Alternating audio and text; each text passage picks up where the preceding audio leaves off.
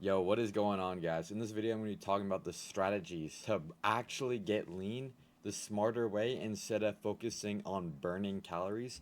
I'm going to break down why this isn't the best approach. I'm going to break down the best approach to get lean instead of doing these intense workouts just to burn calories. So first, let me break down the calorie burning trap, right?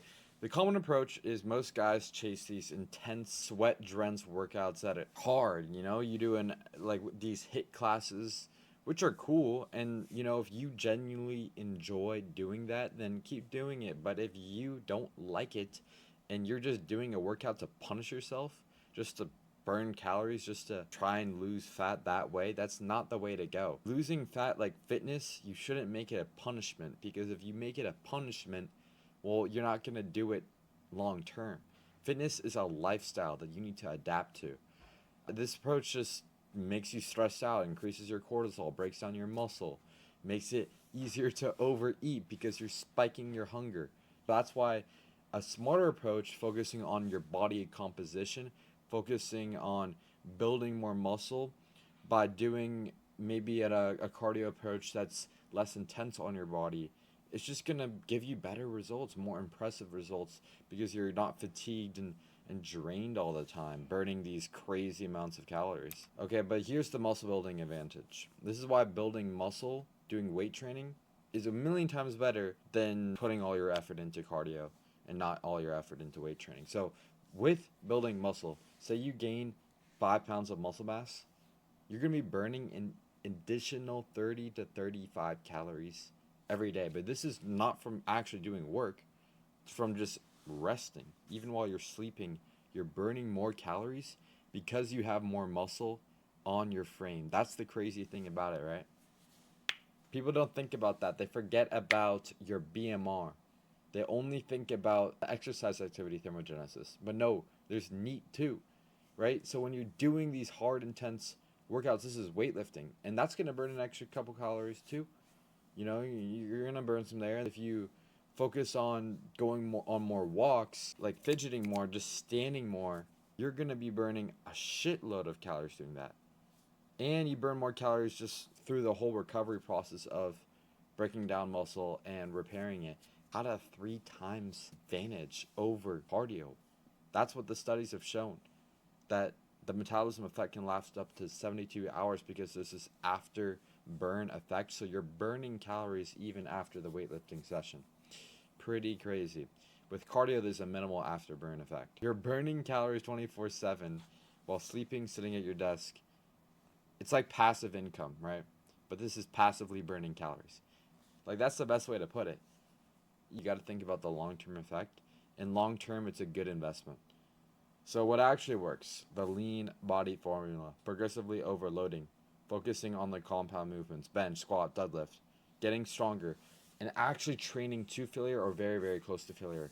When I look at a lot of people's workouts, they're not pushing to failure, they're not pushing hard enough. So, when you do weightlifting, make sure you're training hard and close to failure. This is going to build a lot of muscle mass.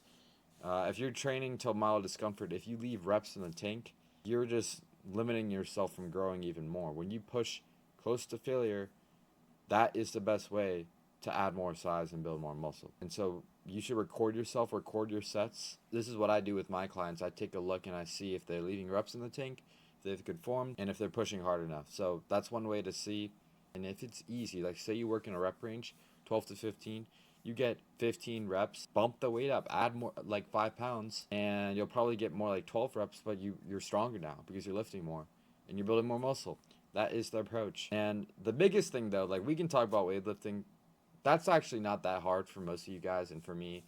Like we all know weightlifting, everybody has a basic understanding of weight training, but nutrition is rarely where things start to come in. So what you need to do is prioritize your protein intake. About 1 gram of protein per pound of body weight, a slight calorie deficit, not an intense calorie deficit, no, a slight calorie deficit, so you can build muscle and lose fat at the same time. This is something like 500, 200 calorie deficit, and not like crazy amounts of exercise. It's prioritizing the diet. You can do all the workouts, you can do all the calorie burning. If you're eating like a fat ass and you're eating cookies and pizza on the weekends, sorry, bro, you're gonna be stuck. you're going to be holding yourself back from your potential, from where you want to be. And you got to optimize recovery. Like I said earlier, the sleep is like, you can do all this stuff but not sleep properly, have terrible hormones, and still look bad because you're not optimized, you're not actually healthy. And that's what you need to really repair the muscle. You grow the muscle not in the gym, you break it down in the gym, you repair it while you're sleeping. So prioritize on your sleep and your recovery. The ideal weekly training split, let's go. So 3 to 4 strength training sessions. You could do 5. You could even do 6, to be honest. But more than 6 is crazy. Like, you got to have at least one rest day for sure. Recently, I switched to 4 strength sessions, and I feel a lot better. I just feel more recovered, and I can push harder in those sessions. But this is because I actually train really, really hard in the gym. And then you want to focus on 5 to 15 rep range, progressively overloading. Workouts should be taking 45-60 minutes, up to an hour and a half max, maybe. If you're training hard, you don't need to spend hours in the gym. And you should have 1 to 2 rest recovery sessions. But you should also not just like lie on your ass the whole day, right? You want to get some activity in. Ideally 10K steps. And if you want to do HIIT, I would do that once or twice a week max. I would not be doing that every single day unless like you want to be a boxer. But you clicked on this video because you want to be a Greek god, you want to look aesthetic, toned, and have high energy and confidence. Don't spend all your time on HIIT. You know, I like boxing, I do it like just once or twice a week. And I spend more energy on weight training just because I want to look jacked and I want to have good cardio. But that's the way I do it. I do cardio after the gym, about 15-30 minutes, but this is low intensity because this is not going to kill my gains. But HIIT, too much HIIT, too many marathons, it can hurt your recovery from building muscle.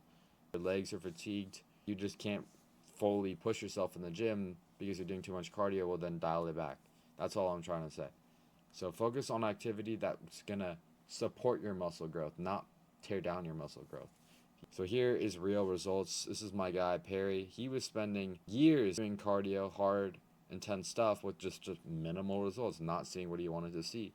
We switched to 5 times a week in the gym, focusing on protein intake, and he was able to drop 12 pounds of fat and gain muscle in just 12 weeks. This transformation here was not a long time.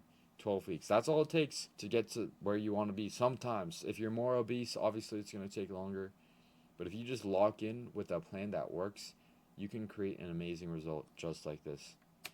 If you're interested in getting a tailored plan, exactly what we did for him, apply for coaching. First link down below, or just shoot me DM on Instagram if you have any questions. Your next steps, this is what you need to do to take action to start seeing results. 3 to 4 weightlifting sessions. Prioritize protein. Measure what matters. The calories in, the calories out. Not just the scale weight, but the progress pictures. Track everything. How much weight you're losing each week, your progress pic, your body fat percentage, your strength in the gym. Get an app like Strong, use an app like MyFitnessPal to do all of that. I appreciate you boys for watching this video. Hopefully you found some value. Subscribe, like, let's go. Peace.